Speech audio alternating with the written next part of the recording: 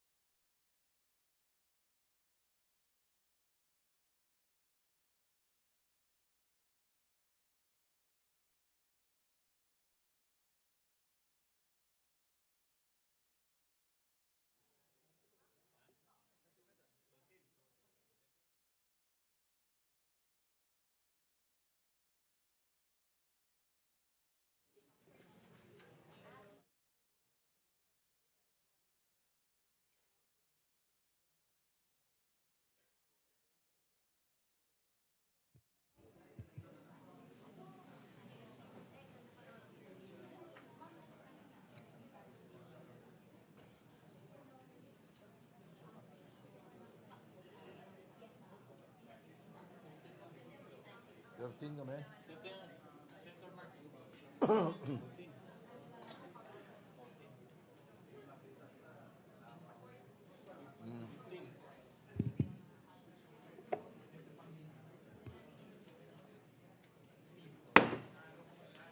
The 26th session of the Senate in the first regular session of the 20th Congress is hereby called to order.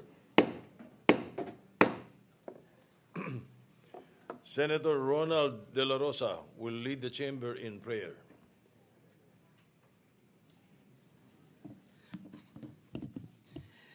In the name of the Father, of the Son, and the Holy Spirit.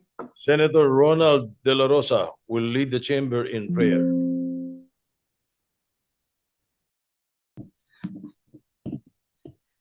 In the name of the Father, of the Son, and the Holy Spirit. Almighty God, we thank you for the gift of service to our nation. Today, we hold on to the promise of the Psalm. God is with us. Help us, Lord, to keep our eyes and hearts fixed on you. Equip us with your courage so that we are not weighed down by corruption, political division, or despair. Strengthen us to proclaim truth, to uphold justice, and above all, to show compassion. Our people now face a loss of trust in their leaders. Grant us wisdom, Father, to craft laws that remind them not of our positions, but only of your presence. May this Senate be a place of light where only your goodness and mercy reign. You, O Lord, are with us. You are with the commuters, the fisherfolk, the farmers, the daily wage earners, the youth. You are especially with the lost, the least, and the last. May their calls for justice and cries for help always steer us into action. Give us so that all we do may be reflections of your redeeming love. In everything, may there be less of us and more of you. We ask this through Christ our Lord. Amen. Amen. And Father, the Son, the Holy Spirit. The Secretary will please call the roll. Roll call of members. The Honorable Senator Aquino, Senator Cayetano Alan, Senator Cayetano Pia, Senator De La Rosa, Senator Ejercito, Senator Escudero, Senator Estrada, Senator Gatchalian, Senator Go, Senator Ontiveros, Senator Lacson, Senator Lapid, Senator Legarda, Senator Marcoleta, Senator Marcos, Senator Padilla, Senator Pangilinan, Senator Tulfo Erwin, Senator Tulfo Rafi, Senator Villanueva, Senator Villar Camil, Senator Villar Mark, Senator Zubiri. The Senate President is present. With 18 senators present, the chair declares the presence of a quorum. Majority Leader? Thank you, Mr. President. Mr. President, we have several guests in the gallery before we take up our business for the day. We have with us my guests from my district of and Town of Dangkagan, Bukidnon, Honorable Mark Vincent Dandasan and his lovely wife, Barangay Councilor Rosalie Dandasan, is with us together with the LGU staff of the Municipality of Dangkagan, Bukidnon. We also have with us, Mr. President, guest of Senator Bam Aquino. These are the ECPC Philippines, headed by Michael Conan Di Mabayaw and Leonardo Hernandez, as well as Miss Philippines Earth, Miss Joy Barcoma, also guest of Senator Bam Aquino. And we have with us guest of Senator Ontiveros, Miss Furlane Mata Mostoles, the first runner-up of Miss Freedom of the World, together with Lady Lindbergh Mostoles, and guest of Senator Kiko Pangilinan, Mayor June Sumbo of Malapatan, Sarangani, and we also have a guest of the Senate.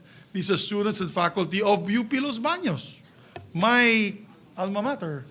Are they here today? Department of Social Development Services and College of Human Ecology. May we welcome them, Mr. President. Thank you very much, Majority Leader. We'd like to welcome all the guests that were mentioned by our Majority Leader. Welcome to the Senate. Perhaps you would like to introduce the two beauty queens to Senator Sherwin Gatchalian. Actually, that's an ongoing request of his staff, Mr. President, if we can find him a date, because without that, they go home at midnight every night. I do not know if the Labor Department would like to look into that. But yes, Mr. President, You may kidding proceed. aside. Thank you, Mr. President. Mr. President, I move that we dispense with the reading of the Journal of the 25th session, Monday, September 29. Consider the same as approved, Mr. President. Any objection? Chair hears none. The motion is approved. Mr. President, I move that we proceed with the reference of business. Secretary will proceed with the reference of business. Bills on first reading, Senate Number 1399, an act upholding the security of tenure in government service, granting permanent appointment to qualified civil servants under casual, contractual, contract of service, job order, and other similar work arrangements with the government, Senator Villar C. Referred to the Committees on Civil Service and Finance. Senate Number 1400, an act granting universal social pension to senior citizens, amending RA 7432, an act to maximize the contribution of senior citizens to nation building, grant benefits and special privileges and for other purposes, Senator Villar C. Referred to the Committees on Social Justice and Finance. Senate Number 1401, an act ensuring the welfare and protection of business process outsourcing workers in the Philippines, Senator Villar C. Referred to the Committee on Labor. Senate Number 1402, an act prescribing mandatory guidelines on the establishment and operation of local universities and colleges, Senator Ontiveros. Referred to the Committees on Higher Education and Local Government. Senate Number 1403, an act providing for a national framework for students' rights and welfare, Senator Ontiveros. To the Committees on Higher Education and Basic Education. Senate Number 1404, an act strengthening the Commission on Human Rights as a national human rights institution, Senator Tulfo E. To the Committees on Justice, Civil Service, and Finance. Senate Number 1405, an act further amending RA 7277, the Magna Carta for Persons with Disability, as amended, to provide for the lifetime validity of identification cards issued to persons with permanent disability, Senator Tulfo E. To the Committee on Social Justice. Senate Number 1406, an act further amending Republic Act Number 11213, the Tax Amnesty Act, as amended by RA 11569 and RA 11956, by extending the period of availment of the estate tax amnesty until June 14, 2027, and for other purposes, Senator Tulfo E. Referred to the Committee on Ways and Means. Senate Number 1407, an act mandating the establishment of dialysis centers in all national, regional, and provincial hospitals, providing free dialysis treatments to indigent patients and appropriating funds therefore, Senator Tulfo E. To the Committees on Health, Social Justice, and Finance. Senate Number 1408, an act providing for an across-the-board increase in the basic monthly salary of public school teachers and appropriating funds therefore, Senator Tulfo E. To the Committees on Civil Service, Basic Education, and Finance. Senate Number 1409, an act abolishing the travel tax, Senator Tulfo E. To the Committees on Ways and Means, Tourism, and Finance. Senate Number 1410, an act providing subsidies for indigent public utility drivers in the payment of fees and charges for certificates and clearances required by the LTO in applying for a professional driver's license, Senator Tulfo E. To the Committees on Public Services and Social Justice. Senate Number 1411, an act providing for a system of redistributing and recycling food waste to promote food security, Senator Tulfo E. To the Committees on Agriculture and Social Justice. Senate Number 1412, an act establishing public basic education schools in geographically isolated and disadvantaged and conflict-affected areas, providing access roads leading to last-mile schools, appropriating funds therefore, Senator Legarda. To the Committees on Basic Education and Finance. Senate Number 1413, an act modernizing the TESDA, amending and repealing for the purpose RA 7796, the TESDA Act of 1994, and for other purposes, Senator Legarda. To the Committees on Higher Education, Civil Service, and Finance. Senate Number 1414, an act amending RA 8292, the Higher Education Modernization Act of 1997, to strengthen the governance of state universities and colleges by revising the composition and powers of the governing boards, clarifying the role of the Commission on Higher Education, and granting differentiated autonomy, and for other purposes, Senator Legarda. Referred to the Committee on Higher Education. Senate Number 1415, an act prescribing the mandatory guidelines for the establishment and operation of local universities and colleges, Senator Legarda. To the Committees on Higher Education and Local Government. Senate Number 1416, an act establishing the University of the Philippines National Climate Resilience Institute, and for other purposes, Senator Legarda. To the Committees on Higher Education, Environment, and Finance. Senate Number 1417, an act establishing a National Health Service Outreach Program for senior citizens with functional disabilities, providing for the regular distribution of assistive devices, hygiene kits, and community-based health visits, and for other purposes, Senator Ontiveros. To the Committees on Health, Social Justice, and Finance. Senate Number 1418, an act extending the term of the Second Congressional Commission on Education, EDCOM 2, amending RA 11899, creating the Education Cabinet Cluster to support the implementation of EDCOM 2 recommendations, and for other purposes, Senator Ontiveros. To the Committees on Higher Education, Basic Education, and Finance. Resolutions. Proposed Senate Resolution 133, expressing the sense of the Senate, urging the Executive to manifest the Philippines' commitment to improving the human rights situation in the region, particularly in light of ongoing concerns in Myanmar, in accordance with ASEAN principles and obligations, Senator Ontiveros. Referred to the Committee on Rules. Proposed Senate Resolution 134, directing the appropriate Senate committee to conduct an inquiry into the delayed remittance of GSIS loan payments and/or contributions of public school teachers and DepEd personnel, with the end view of enacting remedial measures to ensure timely remittance, accurate posting of payments, and the protection of teachers and government employees from unjust interest charges and penalties, Senator Tulfo E. To the Committees on Government Corporations and Basic Education. Resolution 135, directing the appropriate Senate committee to conduct an inquiry on the alleged failure of casinos to implement strict know-your-client policies and to report covered and suspicious transactions to the Anti-Money Laundering Council, with the end in view of strengthening existing laws, imposing stricter compliance mechanisms on casinos, and ensuring accountability in the use of public funds, Senator Tulfo E. To the Committees on Games and Banks. Resolution number 136, directing the Committee on Health and Demography to conduct an inquiry in aid of legislation on reports of bullying, harassment, and abuse of authority in hospitals, with the end in view of ensuring safe and healthful working conditions for healthcare professionals, Senator Tulfo R. To the Committee on Health. Resolution number 137, directing the Senate Committee on Public Services to conduct an inquiry in aid of legislation on the rising incidence of SIM card-related scams, including the use of fraudulent bank links that result in unauthorized deductions and account hacking, with the end in view to strengthen measures that will protect the general public, Senator Tulfo R. Referred to the Committees on Public Services and Banks. Majority Leader. Mr. President, we'd like to recognize Senator Francis Kiko Pangilinan to deliver a manifestation. We recognize Senator Francis Pangilinan. Maraming salamat, Ginoong Tagapangulo, sa ating mga kasamahan sa Senado. Bilang taxpayer at bilang pasweldo ng taong bayan, medyo nakakaasiwa at nakakabahala ang statement na nilabas ng Land Bank kahapon. And I quote, strongly refuting insinuations sa pag-handle nito ng government contractor accounts ng DPWH flood control projects.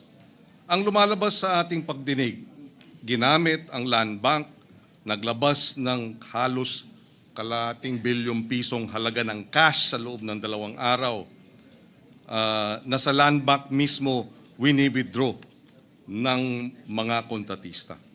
Kung tama ang naging statement ng land bank na wala silang ginawang mali, sumunod sila faithfully at strictly sa lahat ng existing Philippine banking laws and regulations, ang tanong, ibig sabihin ba dahil walang mali sa paglabas ng 457 million pesos cash sa 2 araw, ay mauulit ito?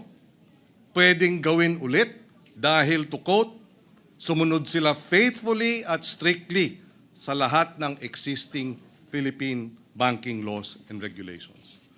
We beg to disagree. Dapat sana ay sinabi nila sa kanilang statement, maghahanap kami ng paraan para hindi na mangyari ulit ito. Tandaan po natin, pera ito ng gobyerno, ng taong bayan. Pera na kinubra sa kanila o inuutang sa ngalan nila. Pera na dapat napupunta sa pagkain, edukasyon, kalusugan, kabuhayan. Hinihiling ko lang sa Land Bank at sa sino mang nag-draft ng statement nila at sa lahat, sa ating lahat na pinapasweldo ng taong bayan na magkaroon ng mindset na para sa tao, para sa Pilipino. Naialay ang araw-araw na gawain ang bawat pisong pumapasok at lumalabas sa government banks sa Pilipino sa mga kababayan natin. Sa gitna ng galit ng ating mga kababayan sa nangyari sa kanilang pondo, mano ba namang magsabi, we will find ways of doing things better. We will review our protocols to be able to flag possible dubious transactions, etc. Imbis na ipagmalaki na sinunod nila ang lahat ng batas, mano ba namang magsabi, given our expertise and 62 years of experience in handling government funds, we will help review the laws, particularly on anti-money laundering and especially if they involve government contractors. Your commitment to the highest standards, itong statement nila, to the highest standards of integrity, regulatory compliance, and public trust demands this. Otherwise, yung deklarasyon ay empty, ika nga. It is not enough to do bad. It is not enough to not do bad, rather, but we must not stand idly by while bad is happening or while bad is already being exposed to everyone. Pakiusap po ito, please Land Bank, let us do better for our people. Salamat, Mr. President, for this manifestation. Majority Leader.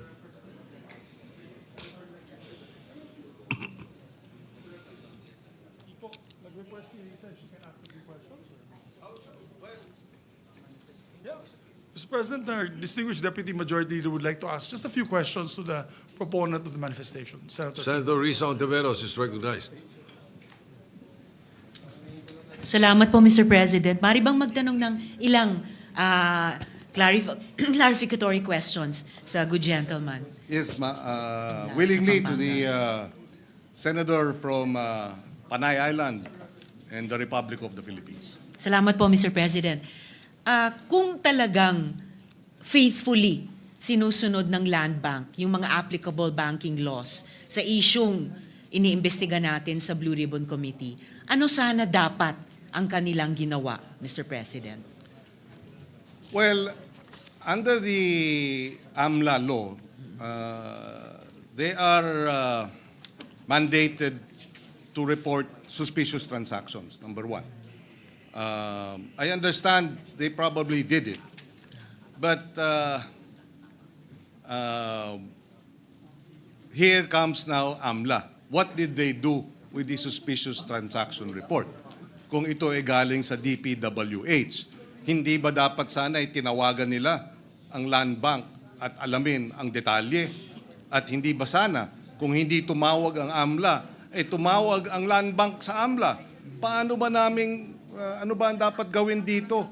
457 million cash ang winidraw galing sa pondo ng DPWH. So may mga paraan na pwedeng kumilos at kung nakita ng AMLA, my understanding is that if the suspicious transactions coming from public works accounts revealed that there could be or may be a predicate crime of graft and corruption, and therefore this is money being laundered or money being squandered, bakit hindi nagsampa ng kaso, for example? Salamat, Mr. President. And lastly, sinabi po nila sa kanilang statement na they faithfully and strictly complied with.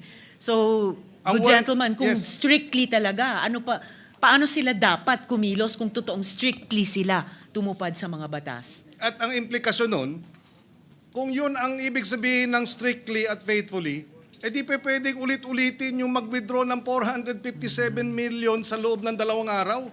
Is that the Is that what they're trying to say in this case? Hindi naman po siguro. And that's why I find it very disturbing, to say the least, that they would say after.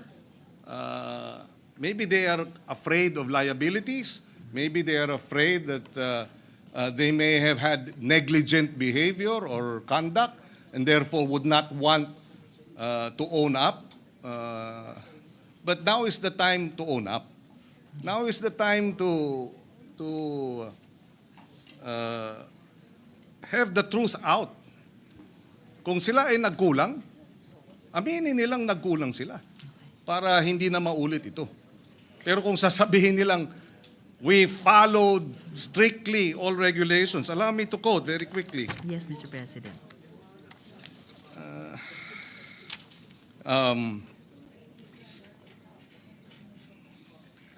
These funds are legitimate government allocations, not private or unverified sources. Land Bank or any other financial institution has no legal authority to block or question duly appropriated government disbursements. This is all very legalese. And if we're going to use, legalese language in order to gloss over the fact that no matter how you look at it, 2 days, cash transactions, 457 million pesos. How can that in any way be unsuspicious or regular? And I take note, Mr. President, galing pa sa isang abogado na pinapaalalahanan tayong lahat, huwag tayong palimita sa legalese lamang. So huling-huli, Mr. President, so may nakikita na po ba ang good gentleman na mga applicable laws na bukod sa, of course, kabuang committee report sa Blue Ribbon, pero particular dito sa statement ng Land Bank, applicable laws na malamang kailangang amyendahan para talagang mabigyang daan ang faithful at strict compliance ng ating mga government banks sa ganitong mga usapin? Well, immediately I would like to think government banks cannot be treated the same way as private banks, especially when it comes to precisely public interest involved in the amounts, in the accounts of government agencies. So there has to be a different set of rules and regulations covering government banks such as the Land Bank of the Philippines or the DBP. Now, as to the specifics as to what these provisions of law, amending the AMLA perhaps, is concerned, we can look into that. But clearly, we cannot allow government banking institutions to have the same set of rules and regulations as we would have private banking entities and corporations. Maraming salamat, good gentleman at Mr. President.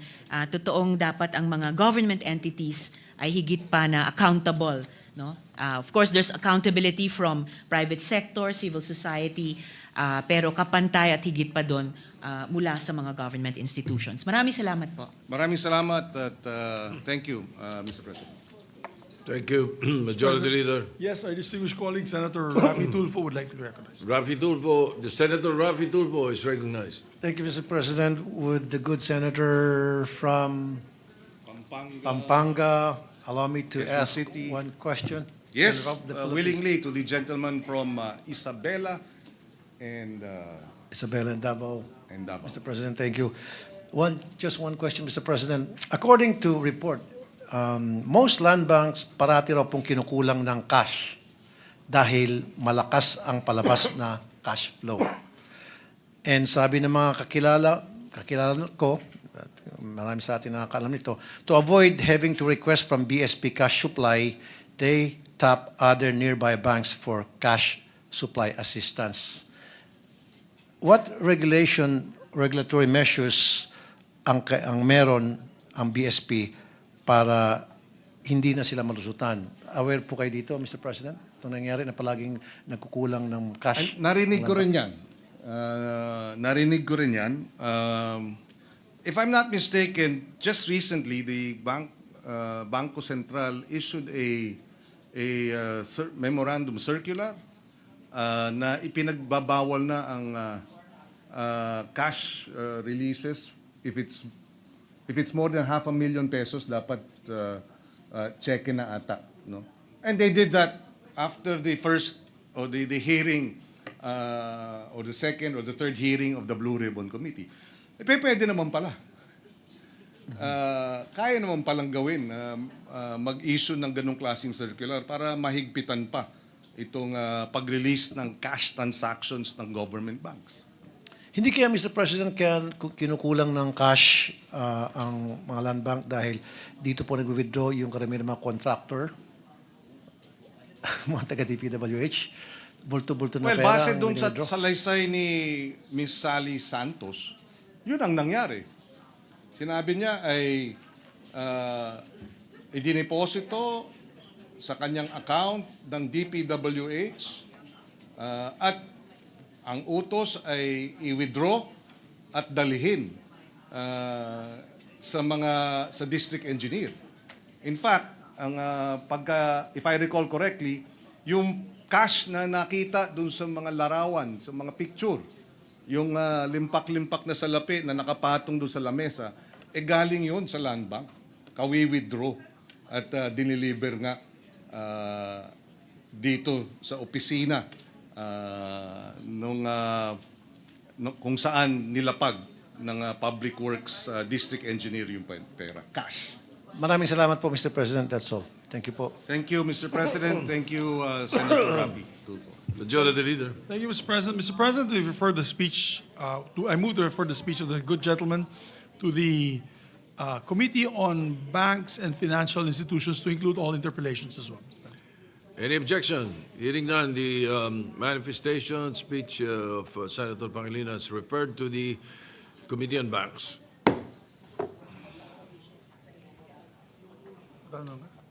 We recognize, Mr. President, Senator Jinggoy Estrada.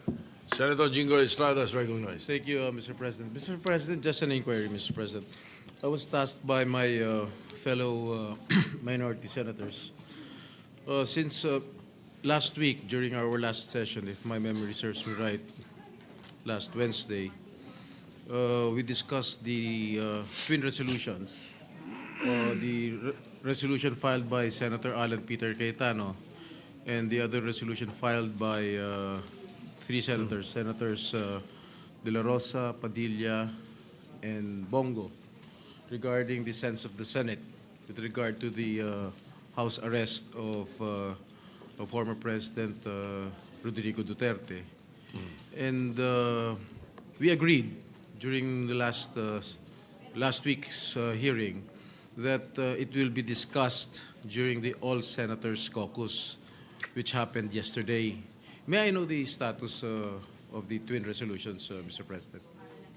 Mr. President, with the information, for the information of the body, we did have an all-member caucus, but the minority was not there. Only Senator Padilla was Robin there. Padilla. But it's not their fault, Mr. President. Dumating po si Vice President Sara Duterte, so they were, of course, accommodating and hosting Madam Vice President's office nila.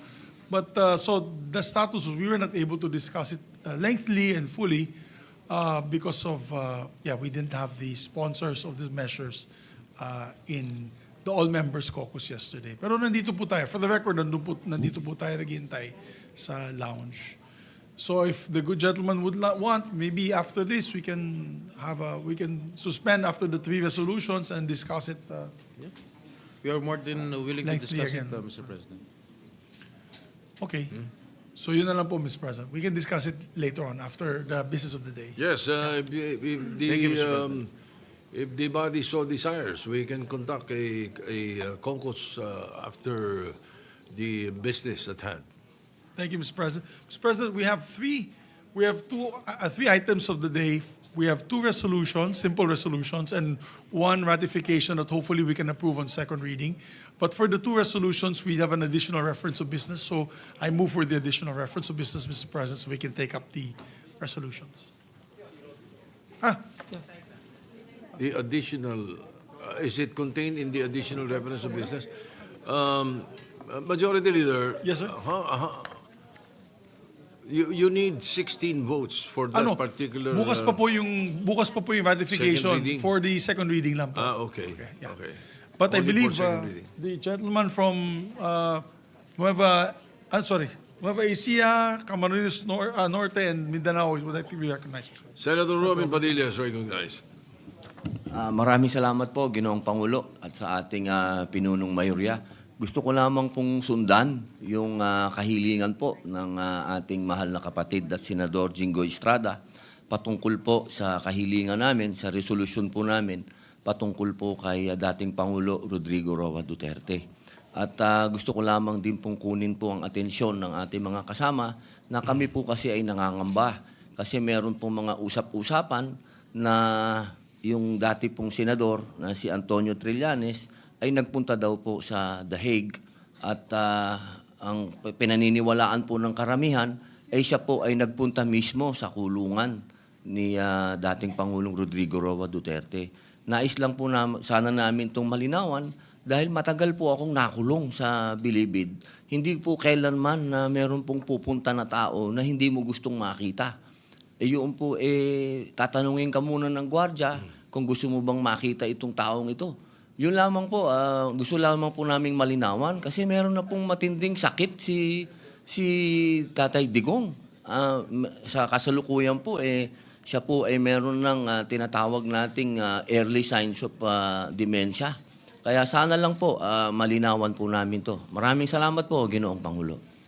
Majority Leader. Thank you very much, Mr. President. We take note of the manifestation of our good colleague. So, Mr. President, I move that we proceed with the reference of business. Additional reference of business. The Secretary will proceed with the reference of business. Additional reference of business, bills on first reading, Senate Number 1419, an act consolidating all performance measurement tools and reward system for all local government units by institutionalizing a culture of meritocracy in the Philippines, amending certain provisions of RA 11292, the Seal of Good Local Governance Act of 2019, and for other purposes, Senator Villar M. Referred to the Committees on Local Government and Finance. Senate Number 1420, an act mandating the inclusion of social awareness and social responsibilities as part of the curriculum in all senior high schools, Senator Villar M. Referred to the Committee on Basic Education. Senate Number 1421, an act mandating the integration of the National Building Code of the Philippines under RA 6541, an act to ordain and institute a National Building Code of the Philippines as a major subject in the curriculum of the Bachelor of Science degree programs in Civil Engineering, Mechanical Engineering, Electrical Engineering, Sanitary Engineering, Electronic Engineering, and Architecture, and its inclusion as a topic in the licensure examinations for these professions, Senator Villar M. To the Committees on Higher Education and Civil Service. Senate Number 1422, an act promoting integrated urban agriculture in urban areas nationwide to address food security and appropriating funds therefore, Senator Villar M. To the Committees on Agriculture and Finance. Senate Number 1423, an act establishing nursing homes for senior citizens at the provincial and city levels providing for funding, setting standards, ensuring personnel training, promoting community participation, and for other purposes, Senator Ontiveros. To the Committees on Social Justice, Local Government, and Finance. Senate Number 1424, an act integrating the study of West Philippine Sea in the curricula of all public and private basic educational institutions, Senator Estrada. To the Committees on Basic Education and Finance. Senate Number 1426, an act establishing the Philippine Professional Standards and Quality Assurance System, Senator Legarda.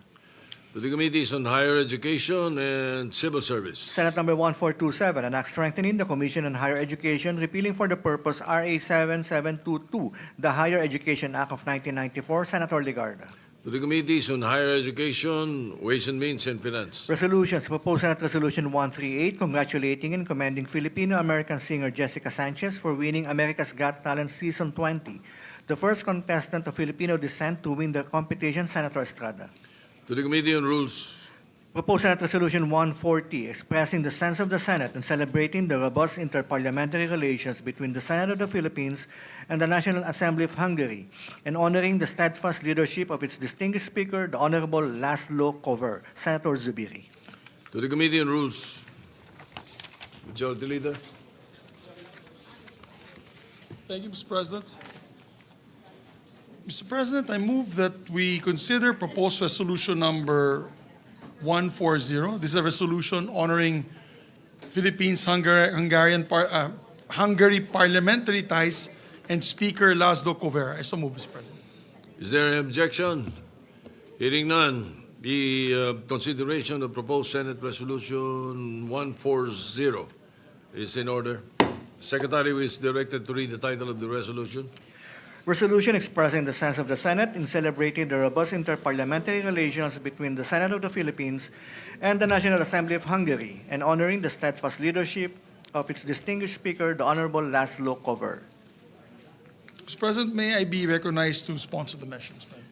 You may do so. You proceed, Majority Leader. Thank you very much, Mr. President. Siguro kasama ko po dito sa ating Senado ay nagtataka bakit po natin in-honor ang ating samahan at pagkakaibigan ng Hungary and the Hungarian Parliament is also because we're going to receive the Hungarian Speaker, which is the number 3. I think he's your co-equal, Mr. President. They only have a single parliament in Hungary, but he's also third in rank and line of succession in Hungary, and he'll be visiting us, I believe, on October 15. So that's why we are hopefully be able to pass this resolution and be giving it to him. And as a fact, Mr. President, Hungary has always been a good friend of the Philippines, particularly since our establishment of diplomatic relations 52 years ago. Since then, Hungary has championed us in matters regarding the European Union.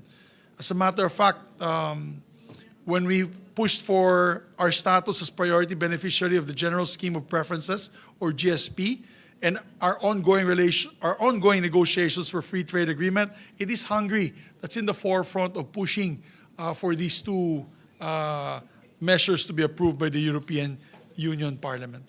Hungary has also been constant in her support for our country's fair share in the global landscape, such as our maritime rights under the international law, as well as our bid for membership with the United Nations Security Council and the United Nations Commission on International Trade. The close friendship between our two countries is perhaps best exemplified through our ties with the Parliament's Hungary-Philippines Friendship Group, headed by their Deputy Speaker, who's a dear friend of mine, Mr. President, István Jakab. And he's the president. I happen to be the counterpart. I happen to be the president of the Philippine-Hungary Friendship Group. When we visited last October 2023, they graciously welcomed our delegation in 2023 as well as 2020, as early as 2029, of which time we were hosted by this previous one by the national speaker himself, Laszlo Cover, along with Deputy Speaker Jakub. In turn, we've had the honor of welcoming friends from the Hungarian National Assembly in November 2021, led by Deputy Speaker Jakub, and in January of this year, led by Committee on Foreign Affairs Chairperson Zsolt Nemeth.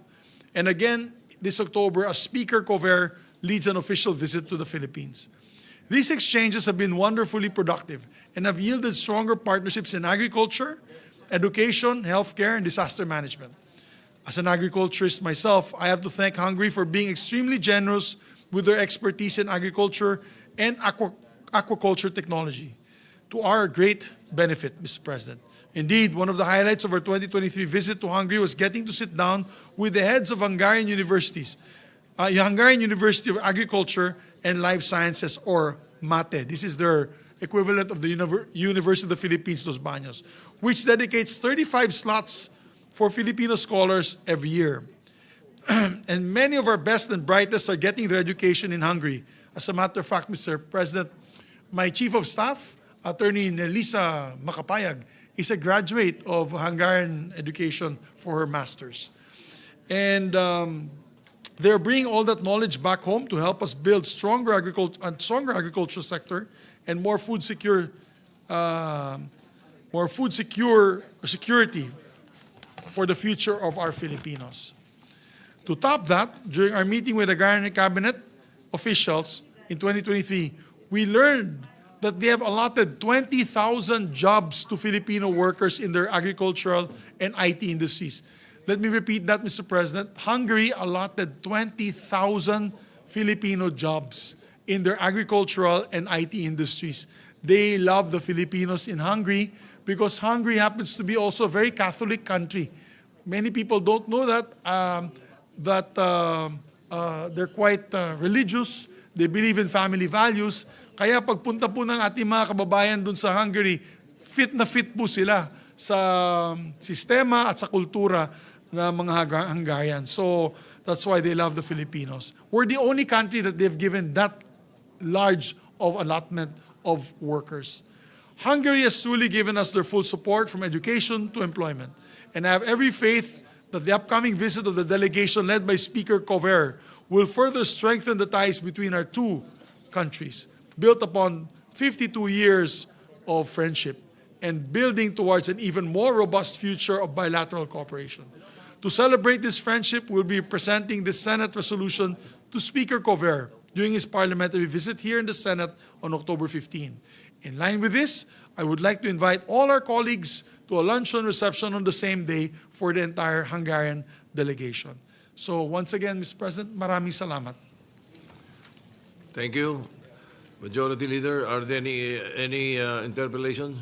There are no interpellations, Mr. President, just a quick amendment to the resolution. Therefore, I will entertain a motion to Yeah, we open could the close period the of period amendments. to close the period of interpellation, Mr. President. So, Period of interpellation is closed. The period of amendments open. Yes, You are Mr. President. recognized.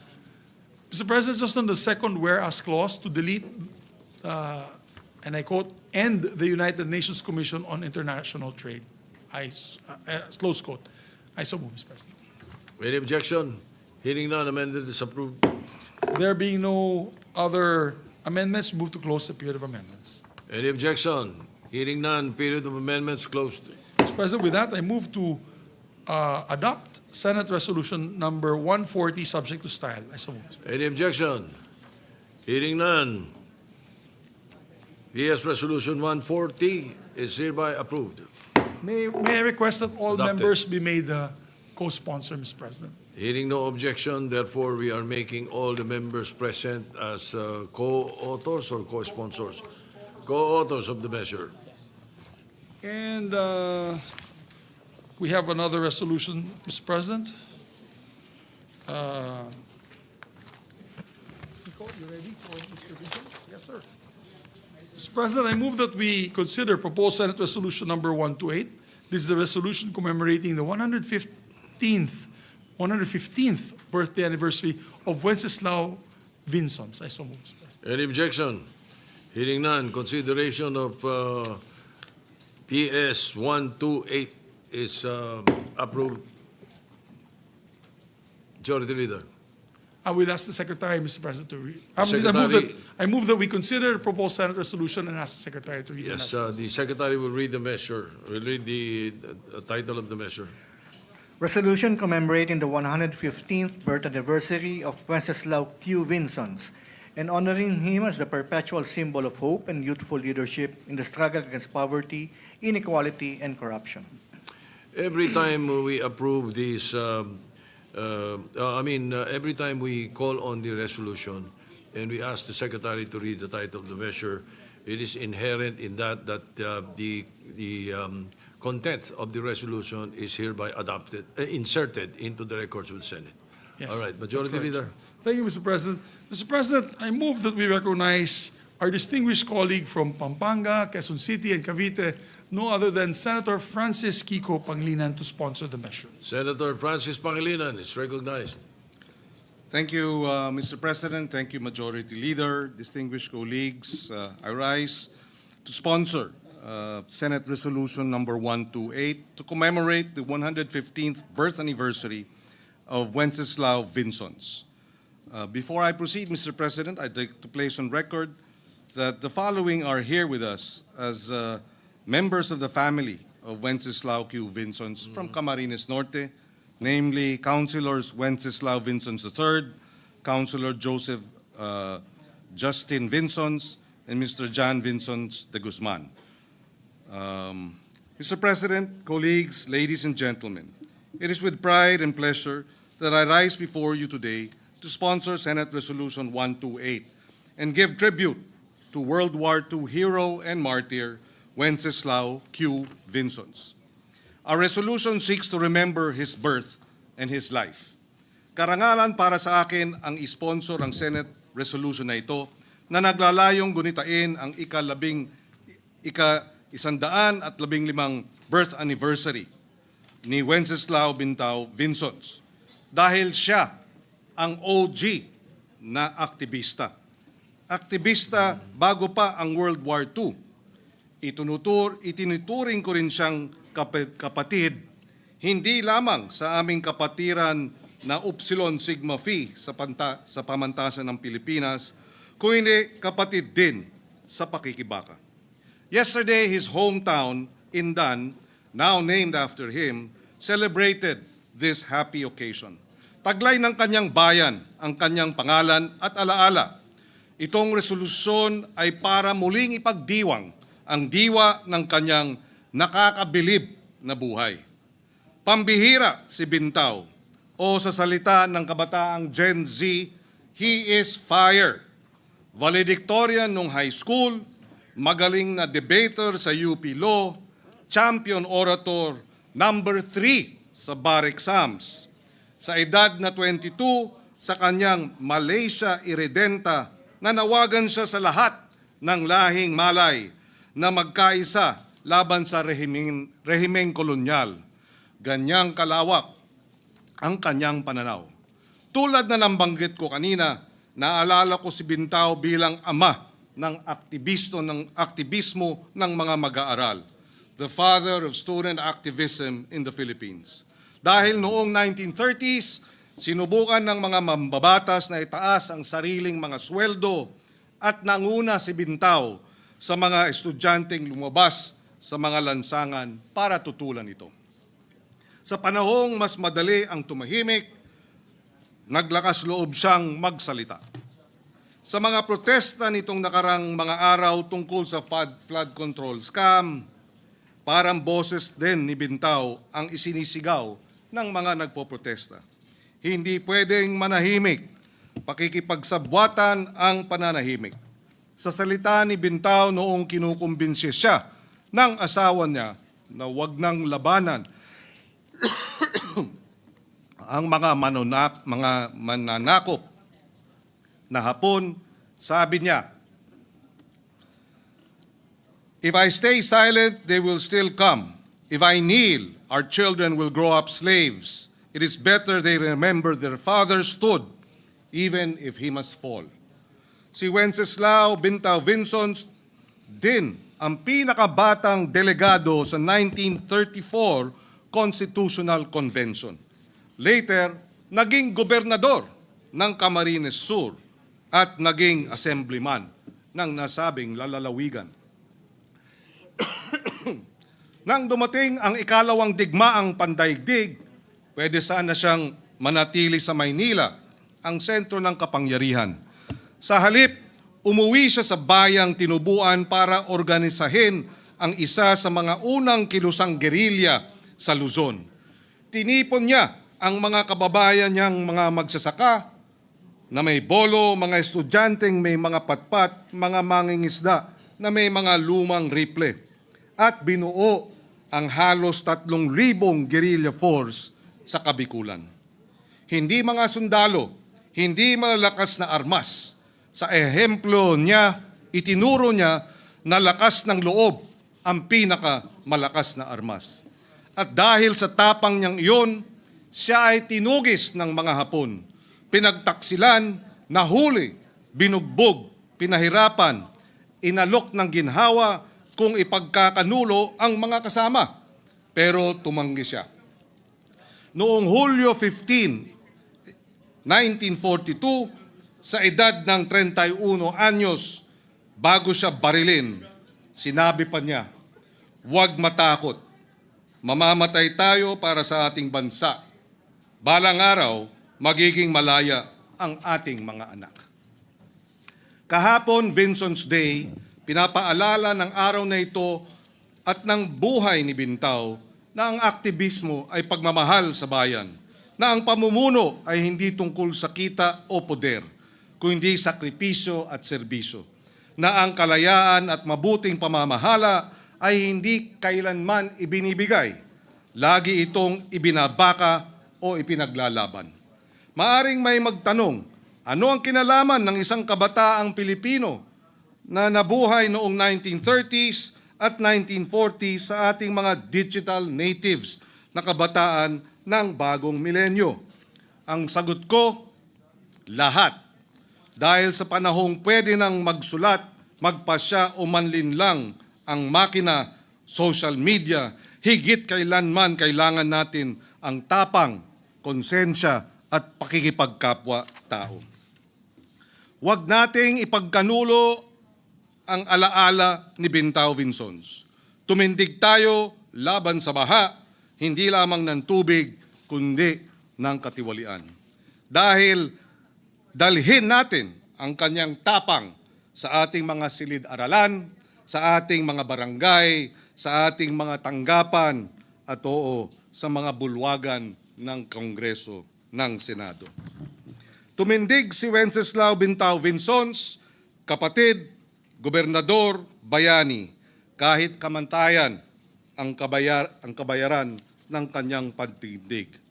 Tunay siyang palagiang sagisag ng pag-asa, ng kalayaan, ng tapang ng kabataan.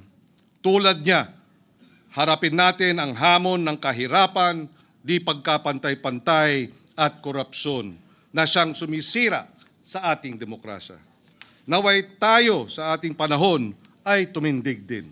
Sa ating araw-araw na pakikibaka, mabuhay ang alaala ni Wenceslao Vinzons, mabuhay ang sambayang Pilipinas. Maraming salamat, Ginoong Pangulo, at sa ating mga kasamahan sa Senado. Mr. President, may the good gentleman answer just one question from this representation? Mr. President, if Willingly to our majority leader. Go ahead. Is- Thank We you, Mr. open the President. period of interpellation. Go ahead. Mr. President, I just want to ask, is there a law already recognizing Wenceslao Vinzons? Because if there's none, I would suggest that we pass a working holiday but a law. Meron na?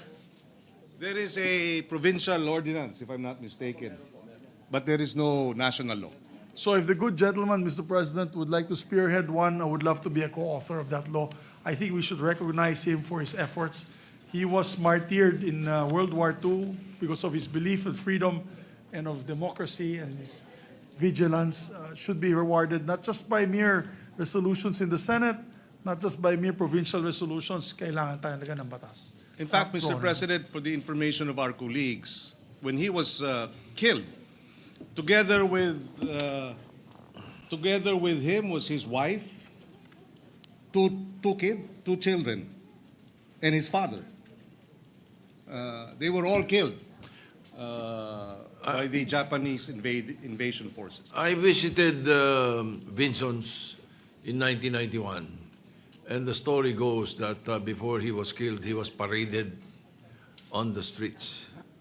He was paraded on the streets of Vinzons, which was, I'm not sure if it was Vinzons before. I think it was Daet. Yes, the members of the family, the grandson is here. And he confirms that the story, Mr. President. I'm trying to recall the name of the mayor then, but that was 1991. I think the Wenceslao Vinzons III was not born yet. Anyway, I would be honored to be a co-author of this resolution, Your Honor. Senator Ping Lacson is Thank you, recognized. Mr. President. The Majority Leader raised a very interesting question, no, and manifestation. Wala pala tayong law, even a proclamation or executive order na nagdi-declare ng isang Pilipino bilang national hero. Even Dr. Jose Rizal and the others, by tradition lang. Yes. Naging national. Now, maybe we can initiate a legislative measure, no? Establishing the parameters or classification on how to declare a Filipino to be a national hero. And I would suggest that Wenceslao Vinzons would be the first recipient of that law if ever it is passed. Because as you were sponsoring, as you were delivering your sponsorship speech, I was chatting with ChatGPT, no? Alam nyo, yung exploits niya talagang makatindig balahibo, no? That He is was correct. captured by the Japanese, very young CONCOM delegate at age 24, 1935 Constitutional Convention. Tapos elected as governor, a member of the House of Representatives. And he was captured by the Japanese because he was the one who organized yung uprising sa Bicol. That is correct. The whole of Bicol region. He was tortured but he refused to cooperate. So he was beheaded. Yes, No, yes. along with the other, as That you is said, correct. members of the family. Very unfortunate, and what a waste, no? Because in his young life, he was beheaded at age 31. No? He could have contributed a lot para sa ating mahal na bayan, no? Especially during the Japanese occupation, and even beyond that, had he not been beheaded. So maybe we can craft a legislative measure para maging batas. Ano ba yung mga parameters? Para na sa ganon, kung meron tayong ma-encounter na ganyan, ano, mga exploits by a Filipino patriot like Wenceslao Vinzons, at least meron tayong magagawa para ma-recognize yung kanilang mga heroism, ika nga. So, I think we can work on that, Yes, Mr. yes. President. So with that, thank you, Mr. President, for the opportunity. Thank you, Thank you. Senator Lacson. If I may just put on record also, Mr. President, this was a column of Mr. Romero, Segundo Romero, in the Philippine Daily Inquirer 10 hours ago, so today. And if I may quote, born in 1910 in Indan, Camarines Norte, he became the UP Student Council chairperson and editor of the Philippine Collegian. He was a visionary, far-seeing, brilliant advocate for a pan-Malay union, founded the Young Philippines, a political party of law students who insisted that the youth was not a waiting room, but a vanguard. At 24, he was a delegate to the 1934 Constitutional Convention. At 27, he was governor of Camarines Norte. At 29, he was assemblyman. But the two tests, sabi nga, came not in the halls of lawmaking, but in the forests of Bicol during World War II. And for the Japanese, neutralizing Vinzon was essential. When he was captured in 1942, they offered him collaboration, help pacify the resistance in exchange for his life, and he refused. And therefore, the Japanese retaliated by executing 6 members of his family: his father, Gabino, his wife, Liwayway, his sister, and 2 of his children. And an unborn child was lost with Liwayway.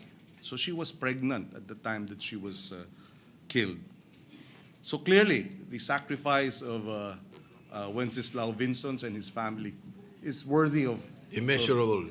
immeasurable and worthy of our giving him the honor that he deserves. I therefore move that we, well, unless there are, yes, I understand the gentleman from Camarines Norte. Senator Robin Padilla is recognized. By the way, when was Wenceslao Vinzons governor of Camarines Norte? No, Norte, not yes, Sur. correction. Yes, Camarines Norte. Okay. He was, what year was he governor? The age of 27. So if he was born, well, 1910, so that would have been 1937 when he was governor. All right, 1937, yes. When I visited in 1991, the governor of Camarines Norte was the father of Senator Robin Padilla. I'm willing And to you yield. and you are recognized. Maraming salamat po, Ginoong Pangulo, at sa ating pinunong mayorya. Gusto ko lamang pong magpasalamat sa ating bayani ng mga magsasaka, Senator Kiko Pangilinan, sa pagkilala po sa aming bayani sa Camarines Norte. Ang buong probinsya po ng Camarines Norte, kasama po ang pamilya ng aming bayani, ay nagpapasalamat po sa inyo sa pagkilala niyo po at sa pagtindig dito sa ating plenaryo upang bigyan po siya ng nararapat na pagkilala.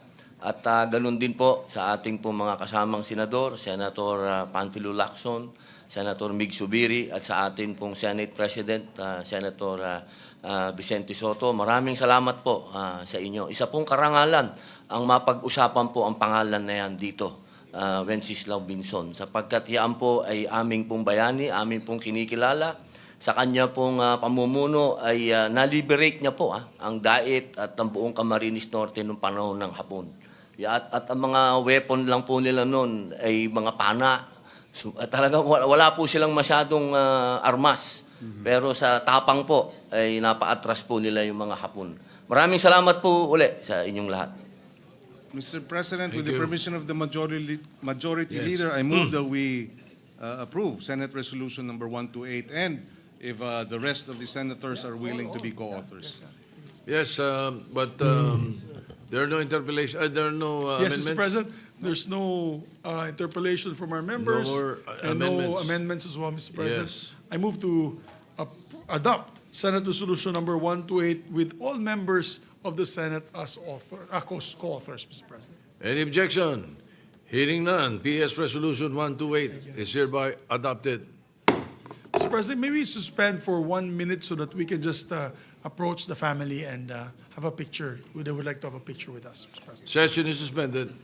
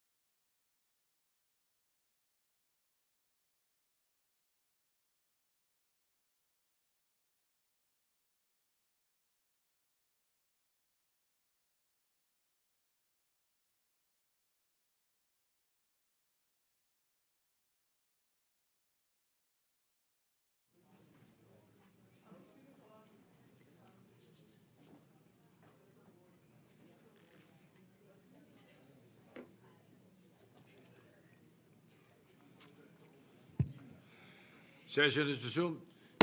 Yes, thank you, Mr. President. Leader. Just for the record, Senator Pia Cayetano wishes to be made co-sponsor of Senator Solution number 140, which we already did. I think we made all members co-sponsor. Together with but she would like that her co-sponsorship speech be inserted into the record for PS Resolution number 140. Senator Legarda as well, Mr. President, would like to insert her co-sponsorship speech of PS Resolution 128 into the record, Mr. President. So recorded, as manifested by the Majority Leader. Thank you, Mr. President. Mr. President, that we'd like to move to consider PS Resolution number 139 under Committee Report number 2, Mr. President. Any objection? Hearing none, PS Resolution 139's consideration is in order. Thank you, Mr. President. Having already been sponsored yesterday, we're now in the period of interpellation. May we recognize Senator Raffy Tulfo to ask a few clarificatory questions to our distinguished colleague, Senator Amy Marcos, Mr. President. The sponsor, Senator Amy Marcos, is recognized, and to interpellate, Senator Raffy Tulfo. Thank you very much, Mr. President and Majority Leader. I'm happy to take any questions and answer to the best of my ability.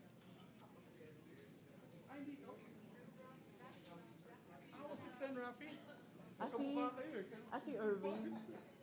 Are you pertaining to Senator Raffy Tulfo or Senator Erwin Tulfo? They both look the same, Mr. President. My apologies. I thought it was Senator Erwin. May I ask for a minute suspension to locate the No, that interpolator? was, Mr. President, it was me. There it was it. All right. I'm correct. Senator Erwin Tulfo, Mr. President. Senator Erwin Tulfo is recognized. Thank you, Mr. President.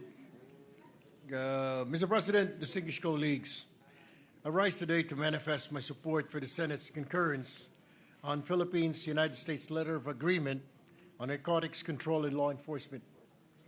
Since its inception in 2011, this enduring partnership has provided over $27 million to our country, resources that have significantly contributed to strengthening our justice system, enhancing the capacity of our law enforcement agencies, and advancing drug prevention programs. These initiatives have not only reinforced our institutions, but also provided vital support in our continuing struggle against the menace of illegal drugs. At the same time, Mr. President, we must carefully examine the supposed reimbursement to the United States for tax exemptions granted under the letter of agreement, a concern raised during the committee hearings on 11 September 2025. In addition, while we acknowledge this letter of agreement, we must ensure that from this point onward, the Department of Foreign Affairs submits treaties for Senate concurrence in a timely manner. We must ensure that our actions neither create an undue financial burden on our government nor set a precedent that may weaken the constitutional role of the Senate in concurring a treaty as enshrined under Article 7, Section 21 of the 1987 Constitution. With these considerations, Mr. President, I reiterate my support for the concurrence of this agreement, confident that it will continue to promote justice, law enforcement, and drug prevention, while also underscoring the importance of upholding our constitutional process. Mr. President, may the good lady from Ilocos Norte entertain some questions. Certainly, Mr. President. Thank you very much. Senator Erwin Tulfo, the right Tulfo. Madam, Mr. President, distinguished colleague, some questions. Certainly, Mr. President. Thank you very much. Senator Erwin Tulfo, the right Tulfo. Madam, Mr. President, distinguished colleague, the question now is, what is the nature of the agreement entered into between the United States and the Philippines on narcotics control and law enforcement on April 19, 2011? Does it fall under the category of an executive agreement, or does it assume the character of a treaty? Yes, as it turns out, the law is presently viewed as a treaty, hence it requires the concurrence of the Senate. When it was signed in 2011, it was assumed that it was a mere executive agreement and a simple bilateral arrangement not requiring a treaty. However, as laid down In fact, it turns out that specifically under Create as well as Create More, it is in fact a treaty endowing the beneficiaries a tax exemption. And that is very clear and explicit under Section 32B5 of RA 12066, Create More. So that it is now necessary for us to concur in order to derive the benefits for PDEA, for the PNP, for DOJ, for DOH from the United States. They are also embarking upon a new project which requires a building and will entail quite a large expense in Palawan. And as a result, it is the first time they've actually invoked the tax exemption. Mr. President, distinguished colleague, though I manifest my support for this Philippine-U.S. letter of agreement, my question is the Philippines obliged to reimburse the United States in accordance with the tax exemption under the terms of the letter of agreement? Kasi po, Madam Chair, alam na ho natin, medyo kulang tayo sa budget and kailangan po nating i-reimburse around $27 million. Medyo malaki-laki rin pong pera din po yun. $27 million na exemption sa ating bansa. No. As a matter of fact, all the expenses and the donations and grants given by the United States previously were subject to tax, but we will no longer be required to refund the United States government of those taxes. But moving forward into the future, we will be required to provide the sums in tax paid by the U.S. government by way of their tax exemption. Thank you, distinguished colleague. Mr. President, maraming salamat po. That's all. Maraming salamat. Si Senator Tulfo po ang nagtiyaga maghimay nitong tratado kasama ko. Kaya salamat po. Thank you very much, Mr. President.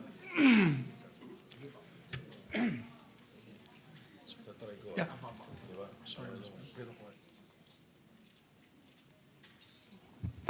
Majority Leader. Thank you, Mr. President. Mr. President, no other member wishes to interpolate the measure. I move we close the period of interpolation. Any objection? Hearing none, period of interpolation is closed.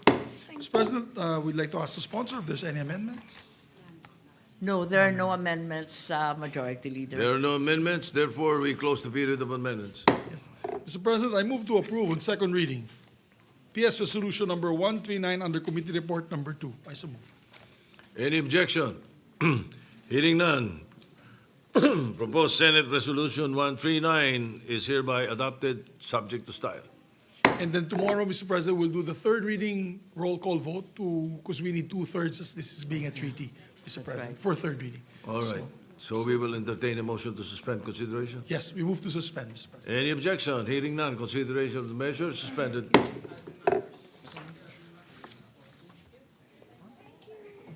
May I ask for a minute suspension, Mr. President? 1 Senate minute. I thought you wanted to go into a caucus. Correct, Mr. President. want to do it now? I move for a 1 Senate minute All right. suspension. Or do you Session want an- suspended for 1 Senate minute.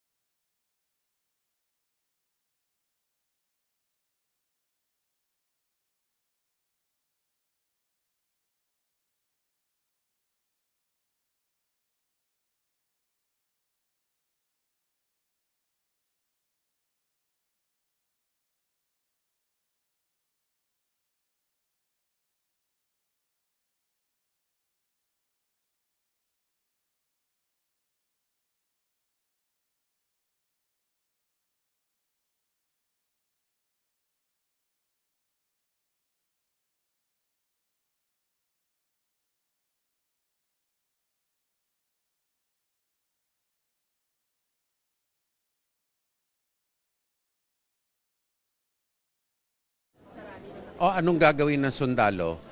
Anong gusto nilang ipagawa sa sundalo? Sino nga ang nananawagan?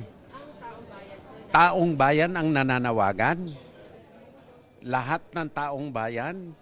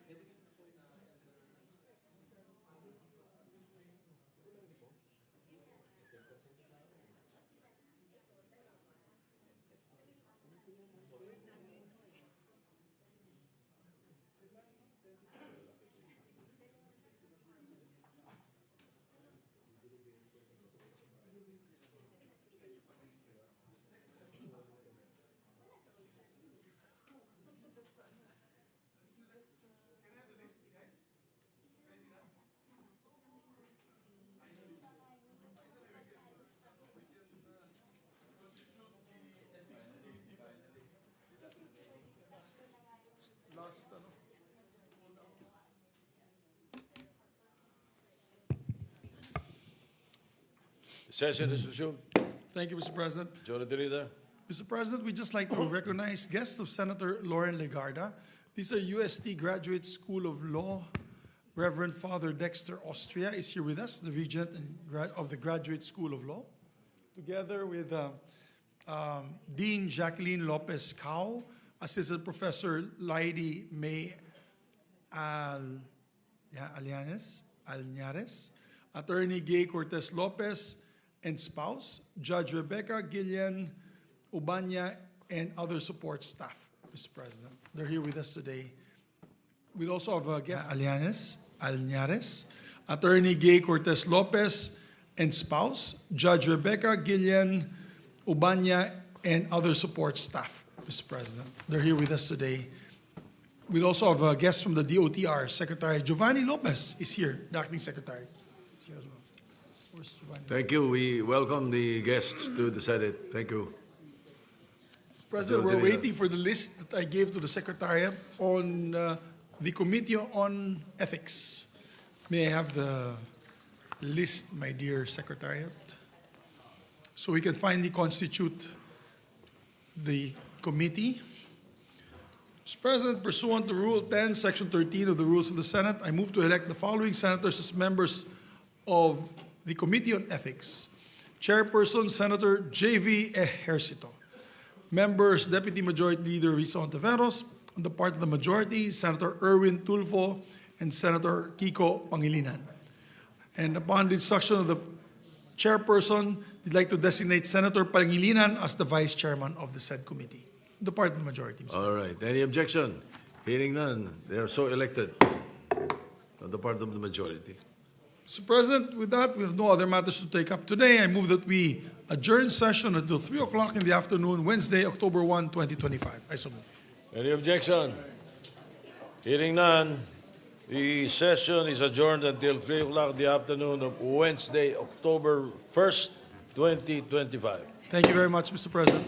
Mabuhay.